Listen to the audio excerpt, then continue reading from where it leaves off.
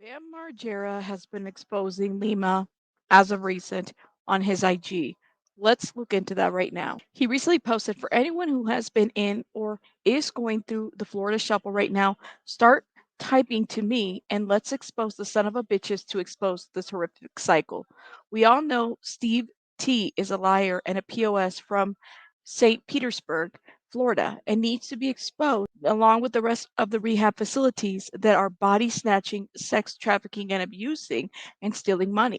Lima is now trying to shut BJ Investigates page on IG by reporting her page and lying about BJ with 400 pages of paperwork she filed, all lies. Why? She has the time and her husband has the money to do this. Out of the kindness of BJ's heart, she spent her own money to get to the bottom of all this to help me and others going through this. BJ and her supporters, along with the free Britney movement, have not only exposed these criminals, she has raised awareness out of them all. BJ has voluntarily bought all of the court documents, body cam footage, 911 calls, which funny how the local police departments do not want to release them to her, and Lima is obviously scared that she will be exposed. Lima has multiple names, if that says anything. Lima preys on addicts from Skid Row. Patients have died under her care, and Lima and her facility continue to lie about the autopsy reports to cover the manipulative minds that are in control. Another liar, Joe M., is also a piece of shit from West Palm Beach, Florida rehab. Interesting how Lima has a West Palm Beach address. I'm sure they know each other. This specific individual will prey on the young women who are very addicted. He will get them high and then commit them for 90 days. He actually has sex with them, impregnated a few of them. He's made them have abortions, never paid his personal assistant, bail on his bills on West Palm Beach. The list goes on and on. These are the people that are controlling our rehab facilities, medication, mental health patients, addicts, our youth, people that are literally trying to get help. BAM is also calling out the Florida Shuffle. Now, this is interesting. There was a recent article by the Palm Beach Post. The Palm Beach Post did a little expose explaining what the Florida Shuffle is. So, what is the Florida Shuffle of addiction treatments? How patients are lured here. County's tropical climate and long established drug treatment industry, we've always been a destination for people with substance use disorder. This is the Florida model in theory. You have someone battling addiction, oftentimes it's heroin. They'll come down to Florida to get inpatient detox and other treatment, and then they'll live in a sober home while they're doing that. The sober home, as said previously, there's no treatment there. It's just a group living place, 6, 8, 10 people living together in a drug-free supportive environment. And then hopefully after the insurance runs out, that individual is now sober and go home. That's sad, truly. So here they come into a sunny place where they think they're going to get treatment. Insurance runs out and they just let them go with nothing. No backup, no nothing. That's in theory. In recent years, however, we've had a surge of unscrupulous individuals enrich themselves by misusing well-intended federal laws to prey on opioid addicts, who are often willing to participate in patient brokering, illegal kickbacks, and insurance fraud in exchange for illicit benefits such as cash, free rent, transportation, and even drugs themselves. That is criminal. Truly. It's interesting how Bam Margera is calling some of this out. In So, order to understand the Florida Shuffle, you need to understand the Florida model. In Florida, we've developed an intensive outpatient system. The bulk of the treatment is intensive outpatient. People come for recovery to a place with beaches and good climate during the winter. And so we attract the majority, I would say, of the private paid treatment are in Florida from out of state. When they're out of state, they're also out of network. Okay, so here's where the Florida model crosses to the Florida Shuffle. The corruption enters into the process, and you have dollar signs attached to all the different levels of care, from the marketing from out of state to in state, the out of network providers, And the last bubble, if you will, in the Florida model is sobriety. That bubble is the only bubble where dollar signs are not attached. Because guess what? Sobriety doesn't pay. It is very easy to ignore someone like Bam Margera calling out abuses because the reality is nobody really wants to pay attention to that. They want to pay attention to what TMZ is reporting. It's the same with Britney Spears, right? It is very easy for us to pay attention to Britney Spears dancing with knives and all this other stuff, but we're not necessarily paying attention to the social history of Britney Spears, like where she came from, the fact that the family created Britney Spears, this machine, this money making machine, so that everybody can reap from her, right? So everybody can take from her. They keep taking and taking and taking. And at the end of the day, it is kind of sad, that we see this woman and we're watching her, but she's also hasn't enjoyed her freedoms, right? And even though they might be, you know, awkward, off the wall, maybe she's not medicated, we don't know, right? I can't help but feel some type of way about the fact about what's been taken from her from the people that were supposed to love and protect her because what they saw was a dollar sign all along, right?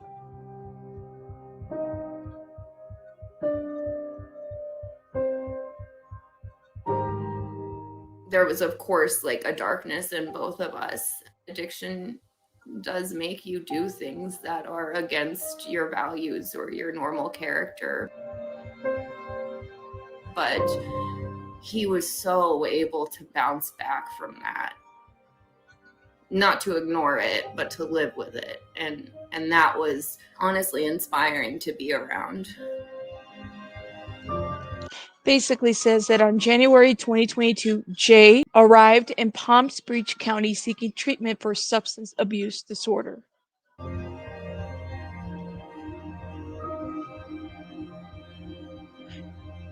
One of the most messed up things about the Florida Shuffle is that it does take advantage of people who are sincerely trying. So he cycled for 9 months in and out of treatment centers. It puts them in places where there's this like promise of recovery, but when you actually get there, there's no treatment. There's no therapy that happened in any of the places we were at. In September of 2022, after a slip in their recovery, a treatment center evicted Jay and Amanda with no plans for their next steps. And that is not okay to do. When I talk about relapse, this is what happens. You know what is so crazy to me is that, like, even the professionals, the therapists, the people that are licensed are willing to sit there and, be paid by these agencies. Now, I know that not everybody is a social worker, but if you're in any kind of helping field, you know that there is missions and values to your graduate schoolwork. For example, in School of Social Work, it is really rooted in set core values. And this is something that we have to embrace, right? Which is service, social justice, dignity, and worth of the person. And I think that that is a very important one, that if somebody is going to seek treatment, right, wanting to achieve something that is going to help them in their life in that moment that could save their life as well, right? And so, where is the dignity of the person, and how do you show the worth of the person if all you're doing is holding them for 90 days only to release them back with no follow up, no treatment, no nothing? That would be the opposite of what these values that most of these professions, that what we go to school for, is about, right? It would be the opposite. We would be achieving the opposite.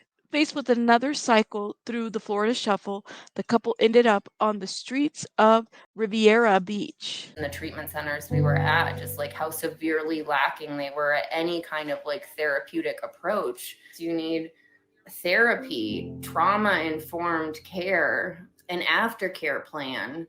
I don't know what the answer is, like what the most effective treatment would be. I just know that what we experienced in Florida is not it. Sometimes we would sleep on the beach at Singer Island. A few times we found random people's whose houses we could stay in.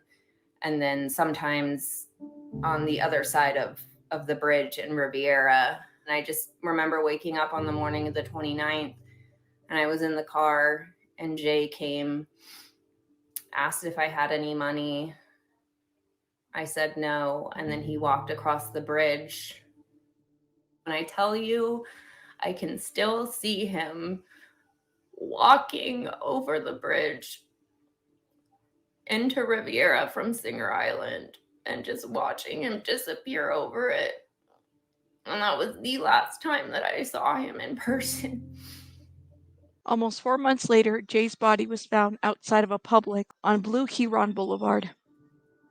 There's one great equalizer in this world. When your son or your daughter dies of opioid overdose, it's no longer a matter of being their fault. You want to rant, you want to shake your fist at the world for there being the crisis that we're in right now. But this is a combination of genetic and a combination of use. And once you become addicted, and then we're at a different level. And blaming the addict is like blaming the moth for flying into the flame. Like, you just think about all the things that you could have done in that moment. And of course, you'd have no way of knowing, but then you think maybe you should have, because I think at that point, we'd died and come back so many times, we just kind of took it for granted.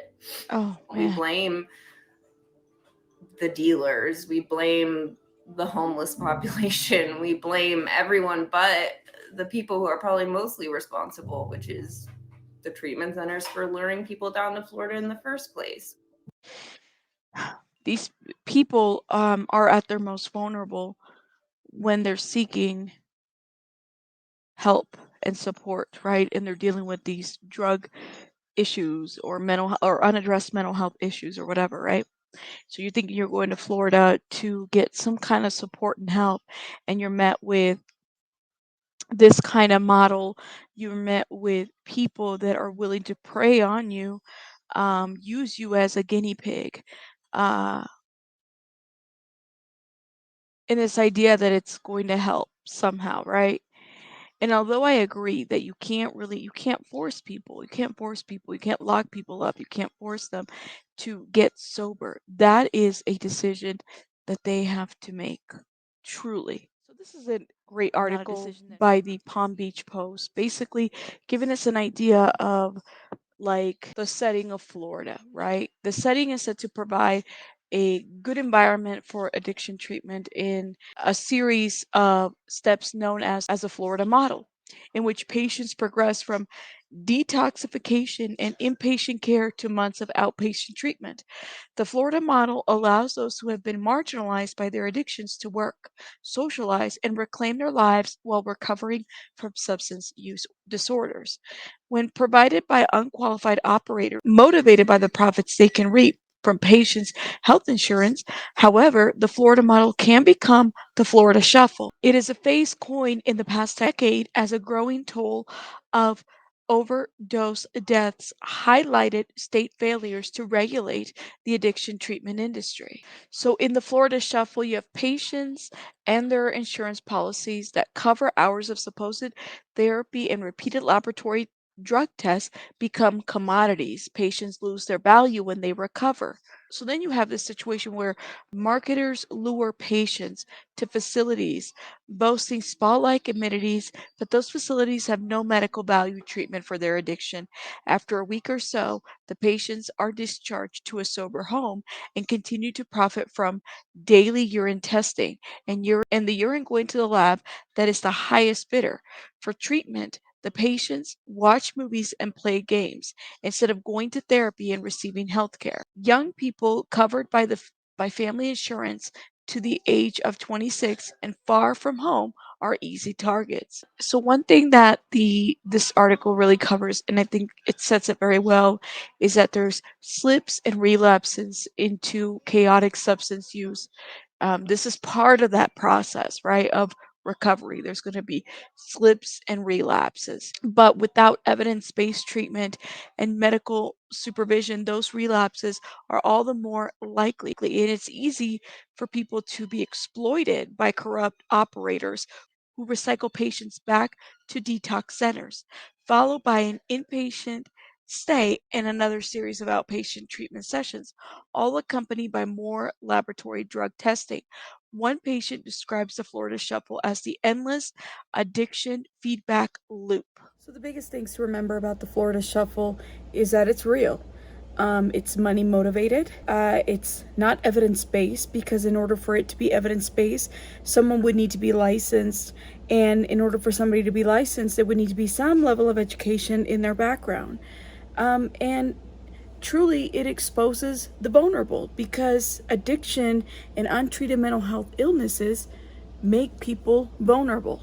And so, I do side eye a lot of these, experimental type of treatments that are really trying to prey on people. Is there ever really going to be a time where the Florida Shuffle is going to end? Probably not. It might continue in other states as well. It might be the Texas Shuffle, I don't know, or some other place where it's, I don't know, convenient, nice weather type situation.